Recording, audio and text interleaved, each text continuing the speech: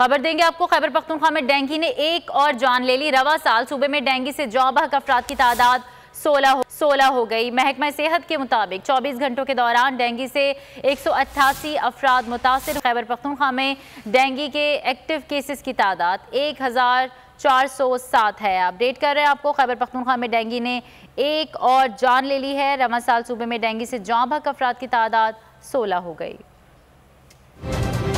खबर देंगे आपको, खैबर पख्तूनख्वा में डेंगू ने एक और जान ले ली। रवा साल सूबे में डेंगू से जौं बहक अफराद की तादाद 16 हो गई। महकमा सेहत के मुताबिक 24 घंटों के दौरान डेंगू से 188 अफराद मुतासिर। खैबर पख्तूनख्वा में डेंगू के एक्टिव केसेस की तादाद 1407 है। अपडेट कर रहे हैं आपको, खैबर पख्तूनख्वा में डेंगू ने एक और जान ले ली है। रवा साल सूबे में डेंगू से जौं बहक अफराद की तादाद 16 हो गई। अगर आपको ये वीडियो पसंद आई है तो सब्सक्राइब कीजिए और बेल आइकन पर क्लिक कीजिए। बहुत अच्छी कवरेज की है। ये मार्च की तो जबरदस्त कवरेज थी, बॉल की प्रॉब्लम सबसे बेस्ट थी।